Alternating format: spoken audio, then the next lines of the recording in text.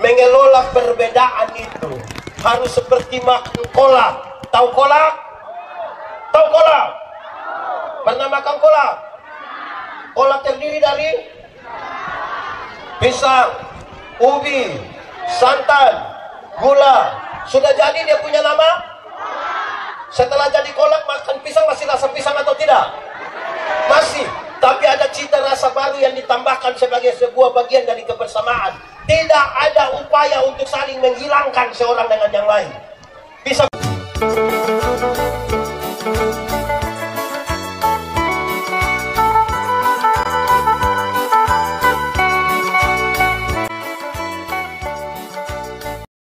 Pembacaan Alkitab yang pertama terambil dari kitab Nabi Yesaya pasal 9 ayat 1 sampai 6, nubuatan kelahiran Raja Damai. Tetapi tidak selamanya akan ada kesuraman untuk negeri yang terimpit itu. Kalau dahulu Tuhan merendahkan tanah Zebulon dan tanah Naftali, maka di kemudian hari Ia akan memuliakan jalan ke laut, daerah seberang sungai Yordan, wilayah bangsa-bangsa lain. Bangsa yang berjalan di dalam kegelapan telah melihat terang yang besar. Mereka yang diam di negeri kekelaman, atasnya terang telah bersinar. Engkau telah menimbulkan banyak sorak-sorak dan sukacita yang besar. Mereka telah bersukacita di hadapanmu, seperti sukacita di waktu panen, seperti orang bersorak-sorak di waktu membagi-bagi jarahan. Sebab buk yang menekannya dan gandar yang di atas baunya serta tongkat si penindas telah kau patahkan seperti pada hari kekalahan Midian. Sebab setiap sepatu tentara yang berderap-derap dan setiap jubah yang berlumuran darah akan menjadi umpan api. Sebab seorang anak telah lahir untuk kita, seorang putra telah diberikan untuk kita. Lambang pemerintahan ada di atas baunya, dan nama disebutkan orang Penasihat Ajaib, Allah yang perkasa, Bapa yang kekal, Raja Damai. Pembacaan Alkitab yang kedua terambil dari Injil Lukas pasal 2 ayat 1 sampai ayatnya yang ke-7 dengan perikop kelahiran Yesus. Pada waktu itu Kaisar Agustus mengeluarkan suatu perintah, menyuruh mendaftarkan semua orang di seluruh dunia. Inilah pendaftaran yang pertama kali diadakan sewaktu Kirenius menjadi wali negeri di Syria. Maka pergilah semua orang mendaftarkan diri masing-masing di kotanya sendiri. Demikian juga Yusuf pergi dari kota Nazaret di Galilea ke Yudea, ke kota Daud yang bernama Betlehem, karena ia berasal dari keluarga dan keturunan Daud, supaya didaftarkan bersama-sama dengan Maria tunangannya yang sedang mengandung. Ketika mereka di situ, tibalah waktunya bagi Maria untuk bersalin, dan ia melahirkan seorang anak laki-laki, anaknya yang sulung. Lalu dibungkusnya dengan lampin dan dibaringkannya di dalam palungan, karena tidak ada tempat bagi mereka di rumah penginapan. Demikian pembacaan Alkitab.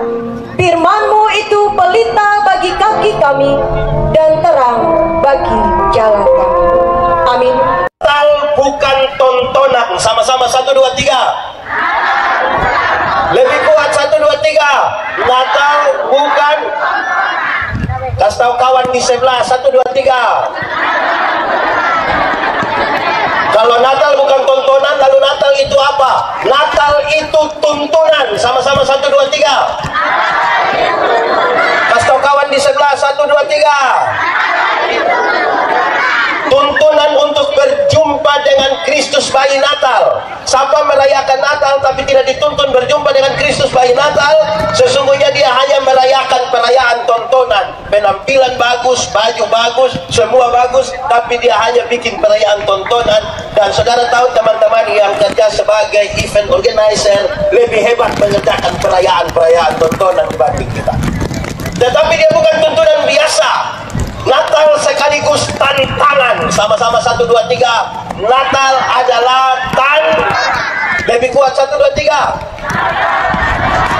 Kasih tahu kawan di sebelah 1, 2, 3. Natal tantangan. Dan tantangan kita hari ini adalah tema kita. Tantangan kita adalah tema kita ucapkan sama-sama 1, 2, 3. Marilah sekarang kita pergi ke Bethlehem. Kasih tahu kawan di sebelah 1, 2, 3. Marilah. Jadi merayakan Natal, nanti sebentar kita ajak orang ke Bethlehem. Nanti di Bethlehem kenapa sebentar baru kita belajar. Saya akan berkhotbah dengan cepat. Oke. Sebelum sampai mengajak orang pergi ke Bethlehem, ada beberapa kronologi yang mesti diketahui di awal, supaya sampai pada puncaknya adalah ajakan supaya kita pergi ke Bethlehem bersama-sama dengan pemerintah daerah, DPRD, bersama-sama dengan TNI Polri, bersama-sama organisasi wanita dan semua gereja-gereja yang ada di Barito Timur. Pertama, kronologi yang pertama adalah lokusnya, tempatnya. Tempatnya adalah di Padang Belantara. Tempatnya di mana? Di mana? Di mana? Di Padang. Kisah di Padang Belantara itu tidak bisa dipisahkan dari kisah dalam Kejadian pasal 4. Di kisah Kejadian pasal 4, Kain dan di Padang itu kakak adik mestinya sayang, berbagi kasih, berbagi berkat, menikmati indahnya alam semesta. Tapi di Padang itu Kain tega sekali membunuh adiknya Habel.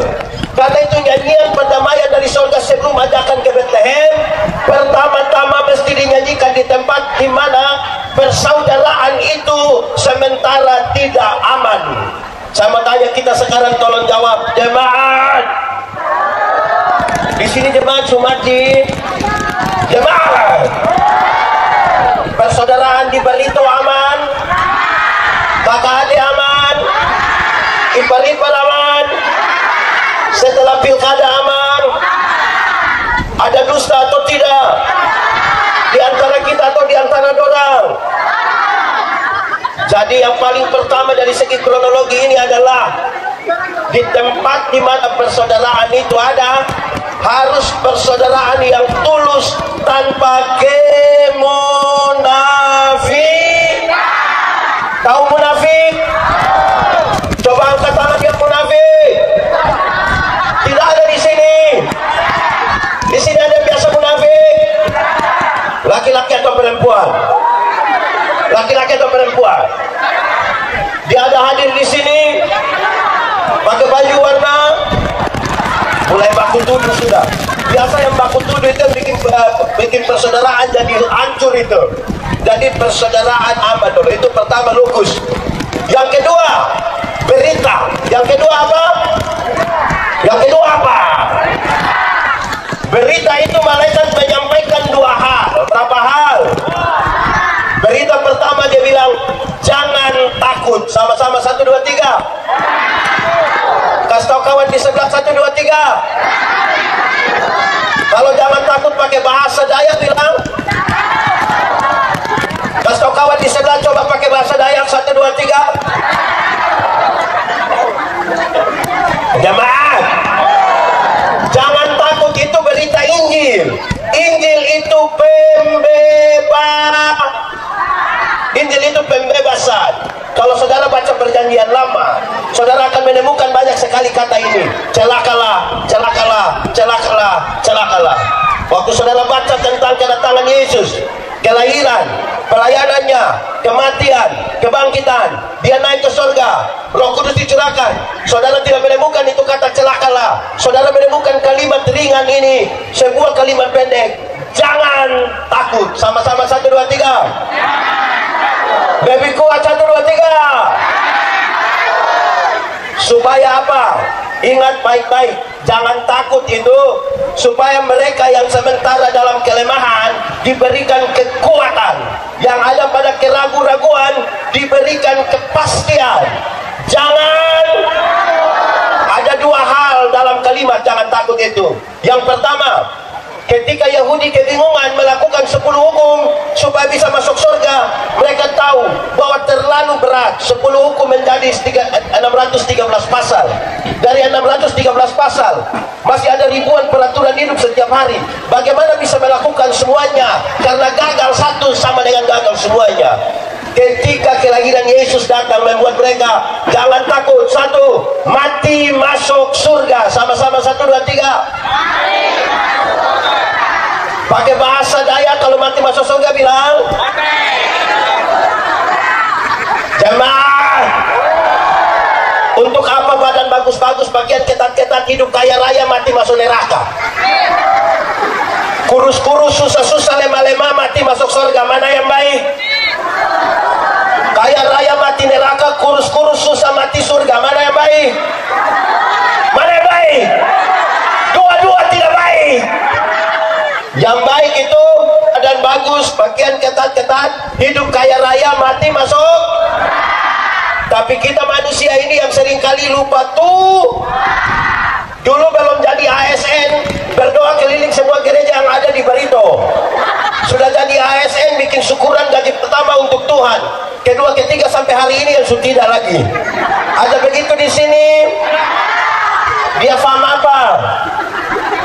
Dulu belum jadi anggota dewan, berdoa tiap hari. Belum jadi polisi, tentara, berdoa tidak ada berhenti. Sekarang dia minum anggur sendiri, tidak undang pendeta.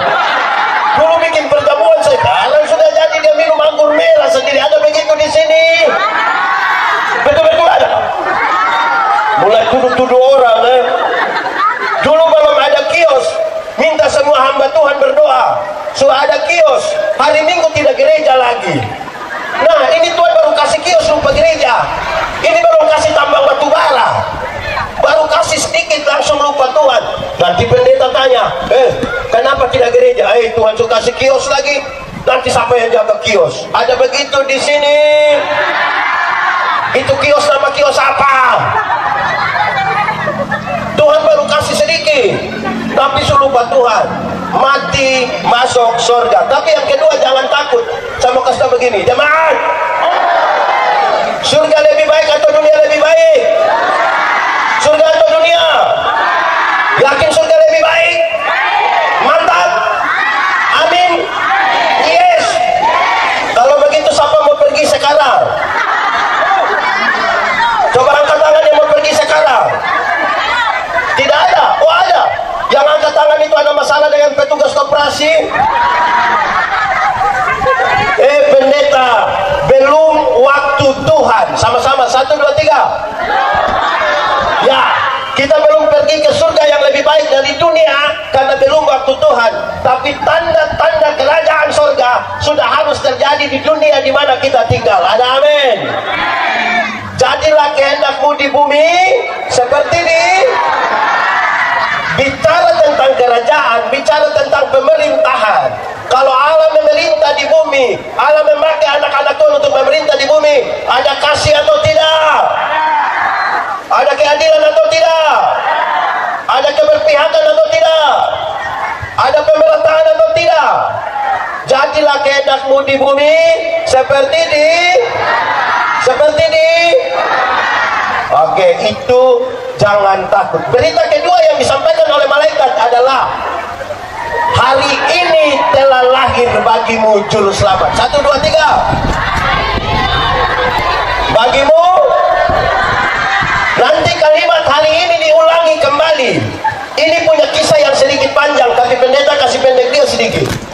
Dulu Adam dan Hawa jatuh dalam dosa karena mereka makan buah yang Tuhan bilang tidak boleh makan. Waktu mereka makan, Tuhan datang, Tuhan tanya, Adam, kamu di mana? Tuhan tanya begitu bukan karena Tuhan tidak tahu Adam sembunyi di mana. Tuhan tahu kau tidak? Tuhan tahu kau tidak? Sudah tahu kenapa tanya? Tahu kau tidak? Tidak tahu. Sudah tahu kenapa tanya? Pertanyaan itu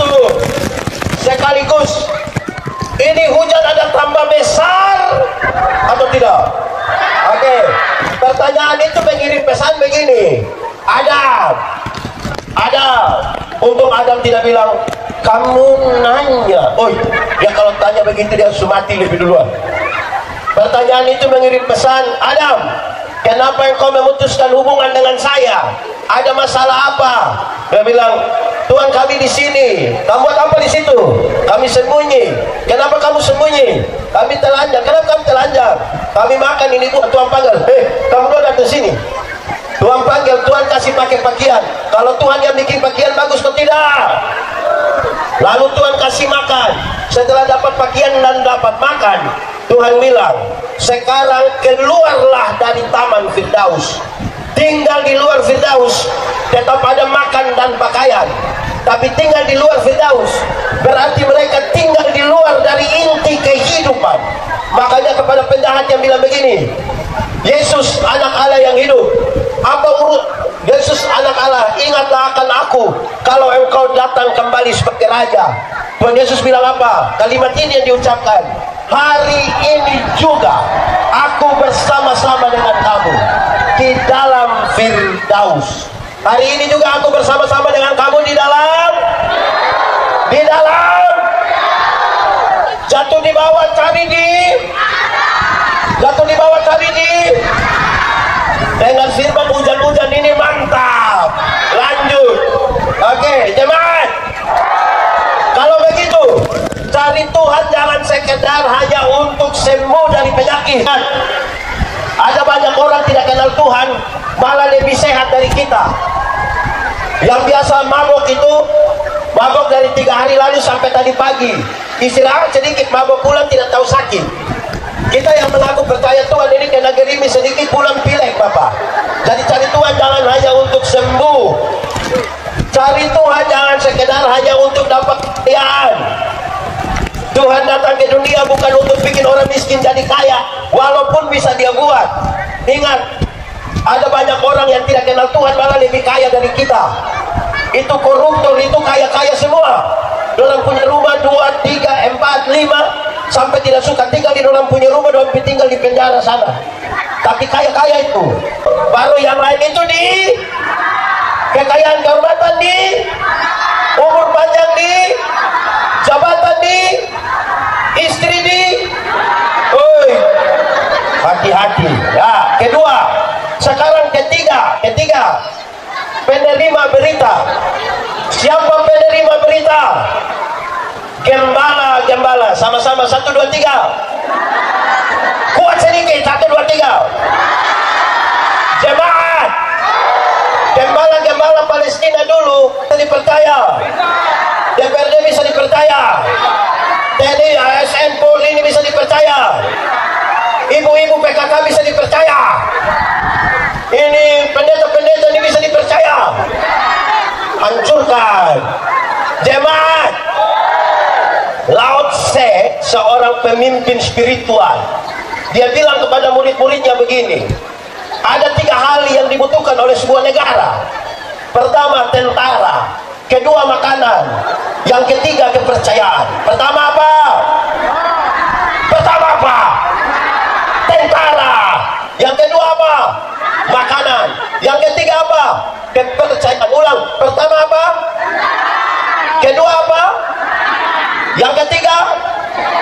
Setelah dia kasih tahu 3 hal itu, dia bilang murid-murid, dari 3 itu coba kasih hilang 1. Murid-murid sepakat, kasih hilang tentara. Terus lalu saya bilang begini, kamu tidak takut kalau tentara tidak ada di dalam satu negara? Orang bilang tidak Bapak. Yang penting kita bangun hubungan politik yang baik dengan orang lain, biar tidak ada tentara pun kita jaga keamanan sama-sama. Oke. Berarti tinggal 2, yaitu apa dengan apa? Makanan dan kepercayaan. Terus laut saya bilang begini, coba kasih hilang lagi 1. Antara makanan dan kepercayaan, pilih kasih hilang mana? Jemaat.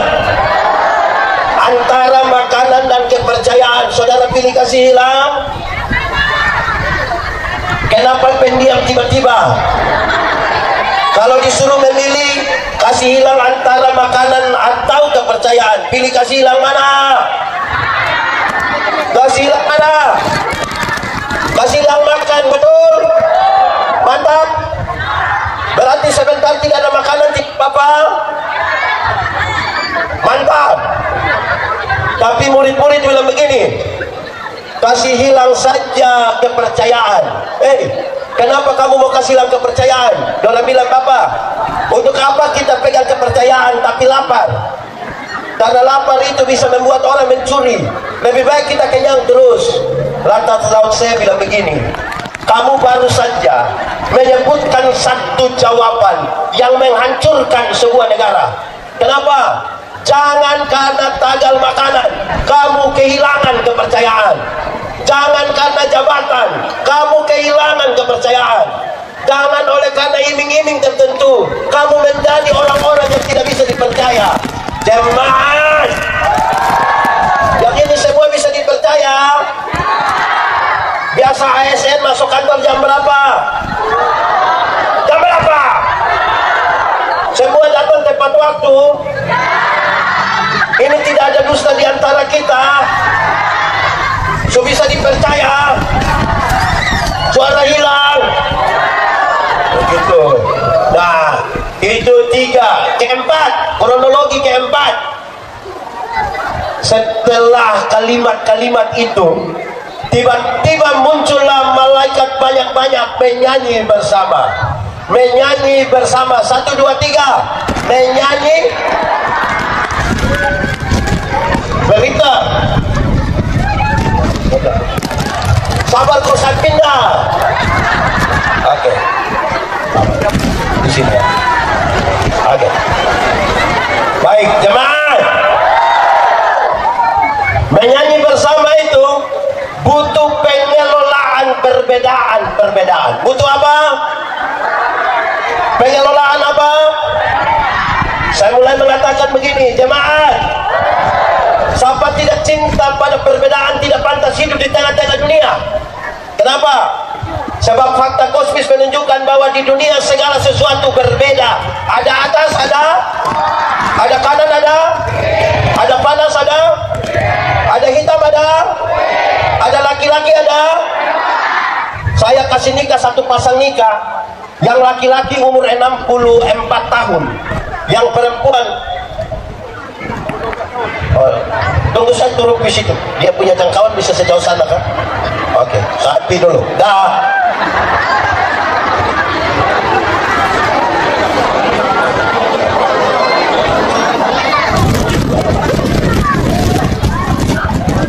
Permisi. Sapi di sana Oke. Memang khotbah jalan-jalan ini mantap. Tepuk tangan untuk Barito dulu. Ini macam ada gadis payung ini. Oke, saya ulang, jemaat. Saya kasih nikah satu pasang nikah, yang laki-laki umur 64 tahun, yang perempuan umur 20 tahun. Ngeri itu. Mereka beda usia berapa? 44 tahun. Saya tahu jemaat yang hadir, mereka bicara tentang beda usia yang sangat signifikan itu. Waktu khotbah saya bilang begini, dalam sebuah pernikahan, beda usia tidak penting.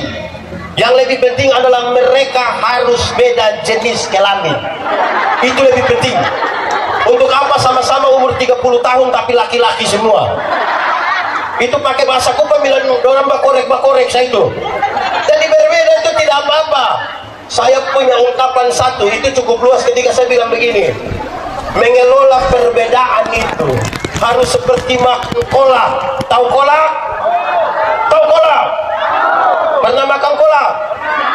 Kolak terdiri dari pisang, ubi, santan, gula. Sudah jadi dia punya nama? Setelah jadi kolak makan pisang masih rasa pisang atau tidak? Masih. Tapi ada cita rasa baru yang ditambahkan sebagai sebuah bagian dari kebersamaan. Tidak ada upaya untuk saling menghilangkan seorang dengan yang lain. Bisa berkumpul bersama-sama di satu wadah. Bukan kita mau makan kolak lah, kita makan pisang di sana, pindah makan ubi lagi di sana, pindah minum santan di sana, baru terakhir duduk di atas kompor di sini. Kan tidak begitu kan? Jemaat. Tentang pengelolaan, orang tua dulu di kampung ajar kita bilang begini. Orang tua di kampung ajar bilang begini. Untuk apa tidur satu tempat tidur yang sama tapi dengan mimpi-mimpi yang beda? Lebih baik kita tidur di tempat tidur yang berbeda tapi dengan mimpi-mimpi yang sama. Ulang. Saya ulang dulu. Lagi nih kalimat. Untuk apa tidur satu tempat tidur yang sama tapi dengan mimpi-mimpi yang lebih baik tidur tempat tidur beda tapi dengan mimpi-mimpi yang ini bicara tentang visi, ini bicara tentang mimpi bersama, tentang cita-cita, idealisme masa depan. Kalau satu orang bermimpi, itu hanya mimpi. Tapi kalau kita semua bermimpi bersama, itu kenyataan. Jangan biarkan sekda bermimpi sendiri. Jangan biarkan bupati terpilih bermimpi sendiri. Semua orang bermimpi bersama-sama supaya jadi kenyataan. Barito Timur sehari ke sehari lebih luar biasa. Amin. Tapi saya klarifikasi di awal. Ingat, saya tidak punya maksud supaya suami-suami pulang kasih tahu dia punya istri bilang, Mama, tadi pendeta ada bilang, untuk apa tidur sama-sama tapi mimpi beda? Lebih baik tidur berbeda tapi mimpi. Saya kasih tidak dengan maksud itu. Tidur sama-sama. Oke. Jemaat. Yang saya omong panjang-panjang dari tadi itu baru pengantar. Ini baru mau masuk khotbah. Karena tema kita sama-sama 1, 2, 3. Kan saya membutuhkan. Sekarang khotbah. Sekarang baru. Ya. Setelah malaikat itu pergi, maka baku ajaklah para gembala, jemaat. Kalau malaikat ada, baru mereka baku ajak. Itu mungkin karena takut dan pencitraan. Tapi ini malaikat sudah jalan, baru dorang baku ajak. Berarti lahir dari hati yang biasa orang bermental budak. Kalau kerja kok sekda ada, dia serius Bapak. Apalagi kalau ada sidak. Betul begitu? Yang kalau kepala dinas ada dia kerja serius, kepala dinas pula dia bikin syukuran ada. Itu ada di dinas mana? Itu mental budak. Orang-orang mental begitu sulit untuk ajak orang pergi ke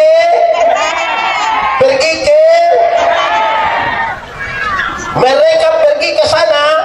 Ajakan itu meninggalkan tempat mereka kerja, cari makan untuk kehidupan mereka. Dorang bilang, kasih tahan dulu, kasih tinggal, kita mau konfirmasi berita Tuhan. Jemaat, tolong kalau kerja itu jangan kerja sampai-sampai lupa ibadah. Tentang berdoa dan bekerja ada 4 jenis orang. 1, ada orang kerja kuat tapi doa lemah. Kerja kuat tapi di Barito Timur ada yang begitu. Yang dia kerja itu ngeri, sibuk dari pagi sampai malam. Orang lain sempat ganti pakaian dinas, dia tidak sempat ganti. Orang kerja kuat tapi doa lemah, jangan coba-coba suruh dia doa makan. Kalau kita bilang, Pak, sebentar Pak doa makan, dia bilang kau sembarang saja. Cerewet tapi tidak tahu berdoa. Di sini ada. Siapa punya suami, coba jujur saja. Orang yang kerja kuat tapi doa lemah, siapa dayang-dayang sudua. Orang kerja kuat tapi doa lemah, dia tahu cara menjadi kaya, tapi tidak tahu cara menikmati kekayaan. Orang kerja kuat tapi doa lemah, dia tahu cara bagaimana dipromosikan dapat jabatan, tapi tidak tahu untuk menjadi bahagia. Saya tahu, kumpul uang banyak-banyak, tapi tidak pernah jalan-jalan ke Surabaya. Nanti satu saat di Surabaya baru dia telepon, pendeta, yo, saya di Surabaya, enak kok pesiar-pesiar. Tidak Bapak. Lalu saya di rumah sakit Dr. Sutomo Bapak. Sudah perujukan dulu baru pergi ke sana. Sibuk kerja tapi tidak mau berdoa. Itu kelompok pertama, kerja kuat, doa. Kelompok kedua, kebalikan dari itu, doa kuat, kerja. Orang yang doa kuat tapi kerja lemah, itu sesuatu hanya berdoa. Kerja pakai rencana kerja, yang penting berdoa. Hujan lebat, kalau ini panggung sudah mau jatuh tidak usah lari, yang penting tidak usah bikin usulan kenaikan pangkat, yang penting di sini model begitu. Jemaah, ora et labora artinya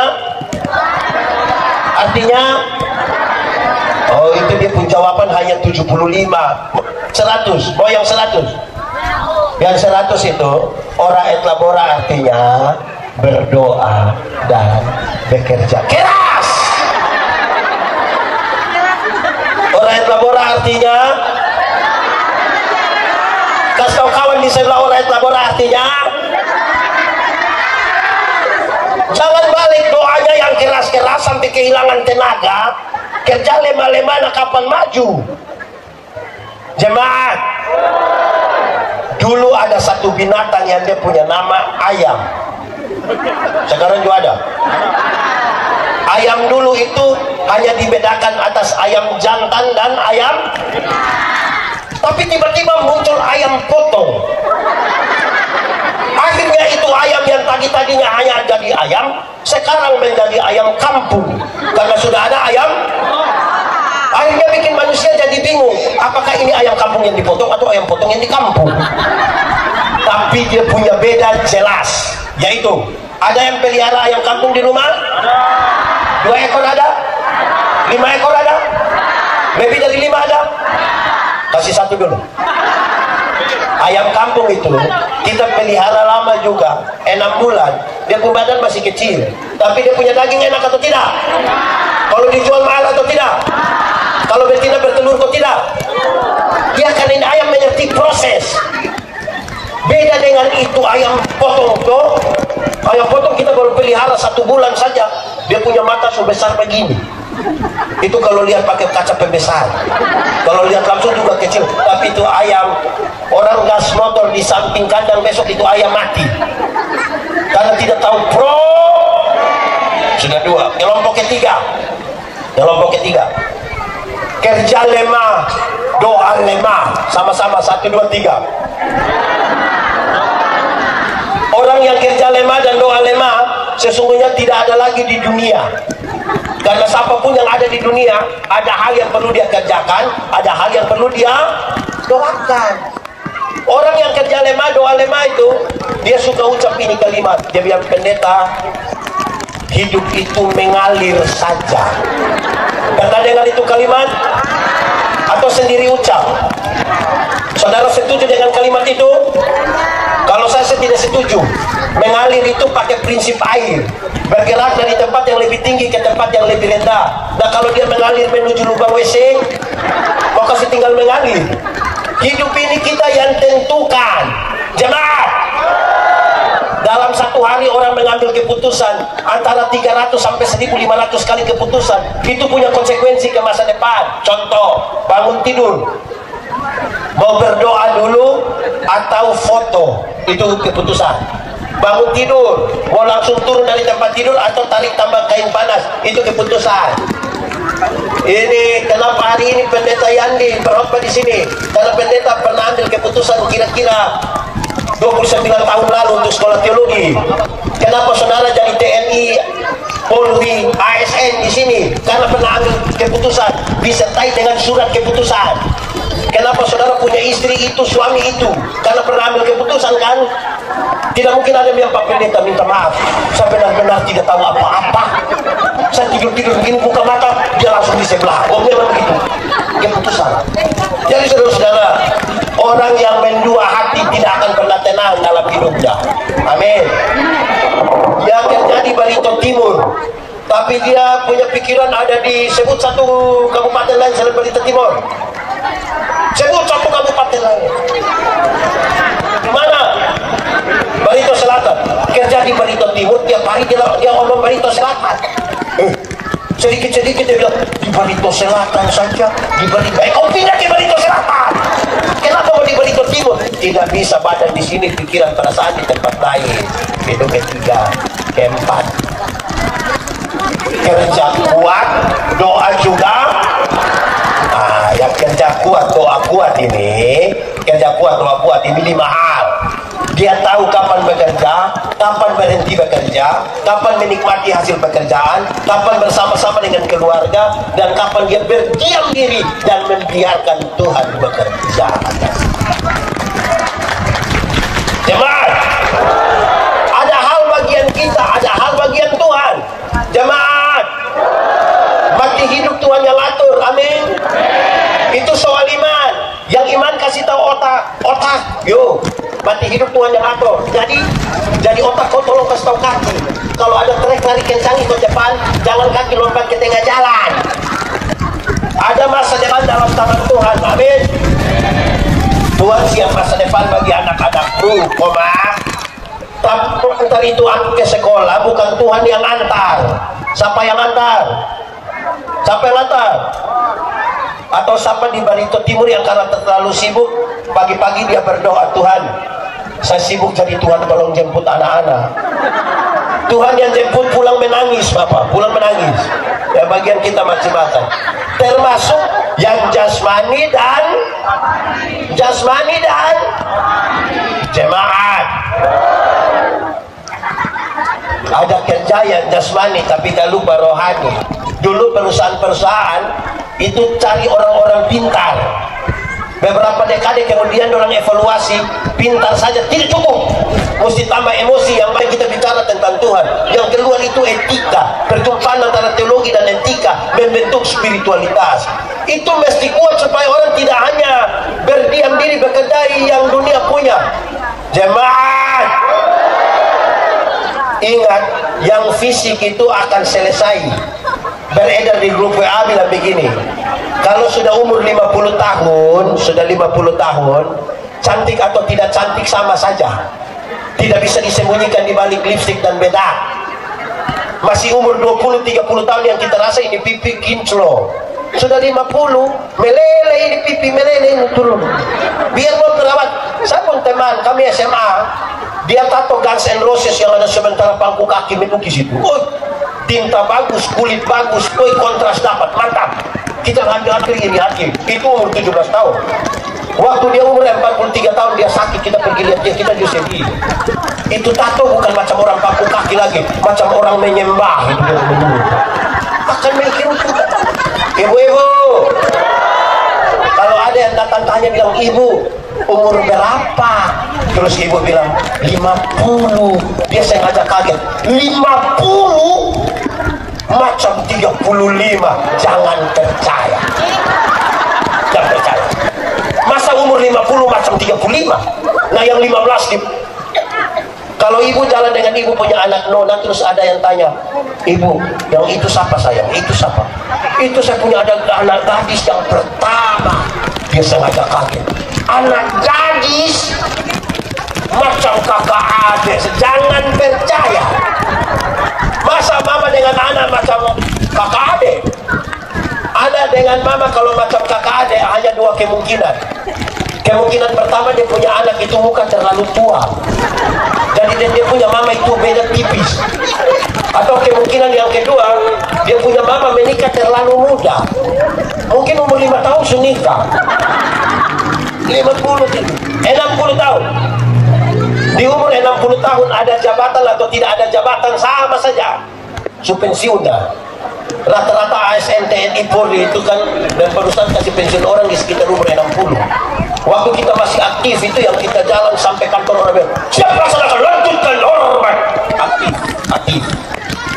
Sudah pensiun ini mau terima taspen, anak yang baru honor 2 hari ini bisa lihat kita berempat, tua asam urat aman.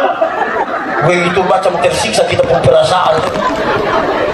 Umur 70 tahun, rumah besar atau rumah kecil sama saja, apalagi rumah Tuhan. So pakai tongkat mau naik di lantai 2 jalan begitu. Umur 80 tahun, kalau Tuhan izinkan kita umur panjang, bahkan kaya atau miskin pun tidak penting. Tidak mungkin beli daging 2 kilo makan sendiri. Kolesterol, asam urat, diabetes, darah tinggi, jantung, gigi tidak ada. Orang lain masih kunyah, kita tidak kunyah. Kita seperti isap-isap kayak itu, pasang karena itu jangan lupa cari yang spiritual. Nah, itu pertama, mari pergi ke Bethlehem. Yang kedua, ini khotbah masih panjang. Kenapa? Saya hanya percaya tidak akan ada firman Tuhan yang jatuh dengan sia-sia. Paling-paling tahun depan tidak undang saya. Paling-paling itu. Oke. Kedua, pergi ke Bethlehem. Menurut kalian pendeta-pendeta ada izin. Bethlehem itu berasal dari kata Bait Laham, artinya rumah roti, rumah makan, rumah daging. Yang nantinya akan disebutkan roti yang dipecah-pecahkan ini akan menebus engkau, bla bla bla, kira-kira begitu. Nah, ingat, ajak orang pergi ke Bethlehem itu jangan sampai dia pergi dapat lihat roti, tidak dapat lihat Yesus. Ada jemaat ini yang pemalas ibadah. Jemaat, kita semua ini akan mati dengan kesan. Pendeta Yandi kalau mati orang bilang, aduh, itu pendeta yang kepala kotak itu kesian itu mati. Kalau ada yang terlalu rapi, dia mati, kita bilang itu orang terlalu rapi. Kalau ada yang terlalu cerewet, mati, kita bilang aduh, itu orang terlalu cerewet. Kalau ada orang terlalu disiplin, mati, kita bilang aduh, itu manusia terlalu disiplin. Nah, kalau yang mati itu biasa bungkus makanan. Kira-kira orang bilang apa? Pendeta tanya, yang mana? Itu Bapak. Yang mana? Kita sebut pasti Bapak, tapi yang mana? Yang biasa membungkus. Di sini ada biasa membungkus. Ada betul itu ibu-ibu. Dia pakai baju warna. Ada kantong plastik di depan tas. Jemaat. Kadang-kadang saya pendeta jemaat juga. Kalau ada ibadah di situ, waktu ibadah orang sedikit, pas makan banyak kok sedikit. Orang datang dari mana? Jadi jangan sampai kita ajak orang ke Bethlehem, lebih banyak dia lihat roti daripada lihat Tuhan Yesus. Bahaya itu. Jemaat, ada satu kali Tuhan Yesus mau naik gunung. Tuhan Yesus bilang ke murid-murid, bawa batu. Dorang masing-masing bawa batu. Sampai di atas gunung Tuhan Yesus bilang, mana batu? Semua kasih tunjuk batu agak besar, seperti bola basket. Tapi Simon Petrus punya batu kecil saja. Kan bagi Simon Petrus yang penting batu, dia sebesar kelereng begitu. Terus Tuhan bilang begini, baik, batu-batu ini akan saya rubah menjadi roti dan masing-masing akan makan dia punya roti. Aduh, Simon Petrus pun paling kecil. Sekarang pas turun Tuhan Yesus bilang, jangan lupa bawa batu. Sampai di bawah tunggu-tunggu Tuhan bilang, mana semua bawa batu? Yuk, coba. Semua punya tetap seperti bola basket. Simon Petrus punya sebesar ini payung.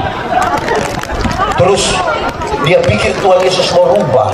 Ternyata Tuhan Yesus hanya bilang, ya, sebesar itulah dosa-dosamu. Biasanya kalau tambah rakus itu, kita sudah tidak ingat Tuhan Yesus. Kita hanya ingat bagaimana makan, bagaimana minum, bagaimana pakai. Padahal semua akan selesai. Nah, jemaat, ada bapak-bapak ini pemalas gereja. Waktu dorang masih pacaran, rajin sekali jemput pacar antar ke gereja. Sudah menikah, istri pergi sendiri. Lantas pendeta bilang, Bapak, kenapa kasih tinggal ibu pergi sendiri? Dia bilang, pendeta, waktu pendeta kasih nikah saya dan istri, kami dua telah menjadi satu. Jadi kalau ibu sudah pergi, itu sama juga dengan saya sudah pergi. Memangnya kalau ibu sudah makan sama dengan suami makan? Bapak-bapak, masuk surga itu seperti pergi ke WC. Tahu WC? Tidak bisa diwakilkan. Masing-masing akan pergi sendiri. Atau antara kita yang karena terlalu sibuk, ada yang pakai belakang, dia tanya, abang, yuk, kemana? Titip. Tidak bisa. Masing-masing antar sendiri. Ini ibu-ibu juga. Siap cantik-cantik, terus bagus. Pergi ke gereja sendiri. Sampai gereja pendeta tanya, ibu, mana suami? Terus dia bilang, pendeta tahu sendiri, otak. Sudah tahu suami otak begini, kenapa ambil resiko? Nah, saudara-saudara, ajak orang. Nah, saya akan akhiri orang ini. Kenapa ajakan itu penting? Dengar. Dulu Tuhan Yesus kasih tinggal orang-orang yang beryuforia karena Tuhan Yesus bikin 5 roti 2 ikan jadi lebih 12 bakul. Orang euforia di situ, Tuhan kasih tinggal orang. Tuhan pergi ke Gerasa. Di Gerasa Tuhan hanya akan berjumpa dengan satu orang yang kerasukan legion. Kalau kerasukan legion berarti dia kerasukan 6.000 roh jahat. Berapa ribu? Kita pun teman kantor yang satu roh jahat, dia punya otak saja kita pusing. Ini 6.000. Ini orang terlalu jahat. Bagi orang lain, bagi dirinya sendiri dia jahat. Bagi beberapa orang manusia jahat begini lebih baik mati. Tapi Tuhan tidak. Tuhan datang kepadanya. Waktu Tuhan mau turun dari perahu, roh jahat itu bilang begini, "Hai Yesus, anak Allah yang hidup, apa urusanmu dengan kami?" Rupa-rupanya roh jahat juga kenal nama Yesus. Jadi kalau orang Kristen hanya kenal nama Yesus, kita belum lebih hebat dari roh jahat. Alkitab Injil Markus mencatat, di daerah itu ada penjaga-penjaga babi, menjaga babi kira-kira 2.000 ekor. Roh jahat itu meminta keluar ke babi-babi itu dan matilah 2.000 ekor babi. Orang-orang kehilangan pekerjaan dan mereka pergi kasih tahu orang di kampung datang usir Yesus. Apakah Tuhan Yesus tega membuat orang kehilangan pekerjaan? Jawabannya tidak, bahkan tidak sama sekali. Lalu kenapa Tuhan izinkan itu terjadi?